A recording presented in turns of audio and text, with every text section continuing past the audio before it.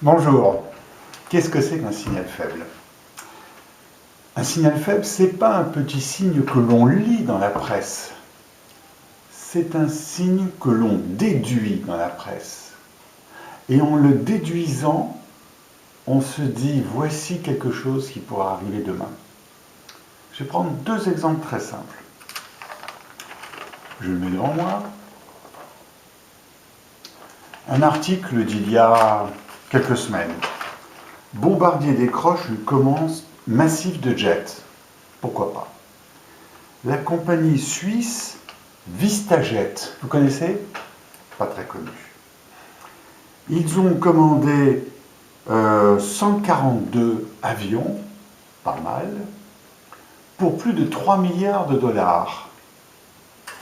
Vistajet. Quand on regarde ça de près, ils ont commandé des jets qui sont des avions qui s'appellent des Global, de 8, 14 et 20 passagers. Qu'est-ce que ça veut dire? Quel est le signal faible qu'il y a là derrière? Qu'ils ont de l'argent? Peut-être. Qu'il y a de l'avenir pour les jets? Peut-être. Qu'il y a Bombardier qui fait des affaires? Peut-être. Moi, je vois un signal faible important. Quand on commande comme ça 142 appareils, une compagnie suisse, petite, qu'on ne connaît pas bien, on se rend compte que ces avions de faible capacité vont à des gens qui veulent d'abord et avant tout gagner du temps. Pourquoi? Parce que ces gens-là vont utiliser de petits aéroports, ils ne vont pas utiliser Roissy, ils vont utiliser Le Bourget, ils ne vont pas utiliser Heathrow, ils vont utiliser London City, des avions, des aéroports, quasiment centre-ville. Et ce que vont chercher les gens qui vont fréquenter ces avions, c'est des aéroports rapides. Je prends ma voiture, je me gare à peine, parce que parfois j'ai un chauffeur, je me gare, je monte dans l'avion après avoir suivi les contrôles de police. Je gagne à l'aller 2 heures, 3 heures, et au retour, au moins 1 heure. Et voilà le signal faible que je vois dans ces petits avions, ces Global de Bombardier, le développement de nouveaux aéroports, de nouveaux peut-être aérodromes pour gagner du temps. C'est ça le signal faible. Un autre signal faible. On l'a vu il y a quelques jours. Free, donc quelques jours, au début 2013.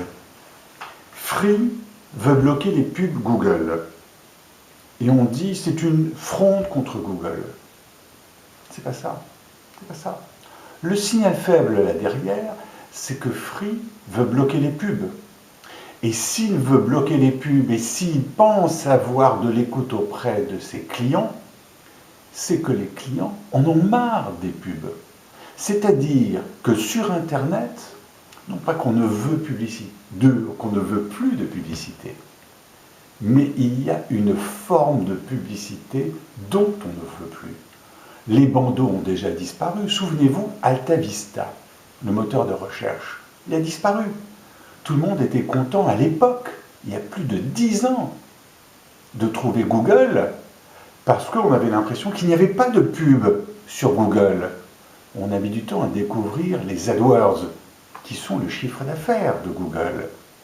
Alta Vista, Lycos, etc. Ils ont tous disparu, les bandeaux. Ce que dit Free, il dit exactement ça. Il dit, vous nous lassez avec nos publicités qui s'ingèrent dans notre ordinateur, ces carrés que l'on n'arrive plus à faire disparaître parce qu'on ne sait pas où cliquer, parce que la croix est une fois à droite, en bas à gauche, pour la supprimer, et qu'on est obligé de cliquer dessus pour voir enfin l'information. C'est ça que nous dit Free. Ce n'est pas le combat contre la publicité, c'est le combat contre une forme de publicité. Et c'est ça le signal faible. Ce n'est en général pas ce qu'on lit dans les médias ou ce que l'on entend au sens premier. Le signal faible, c'est l'information que l'on va chercher un peu plus loin. Et ça Ça demande un minimum de temps, un minimum de réflexion. Alors on trouve un signal faible, mais rassurez-vous, il peut y en avoir des dizaines d'autres, et ce que je vous ai montré sur Bombardier, comme ce que je vous ai montré sur Free, vous pourrez vous-même trouver d'autres signaux faibles. Et ni l'un ni l'autre n'aura tort, tout le monde aura raison. À bientôt.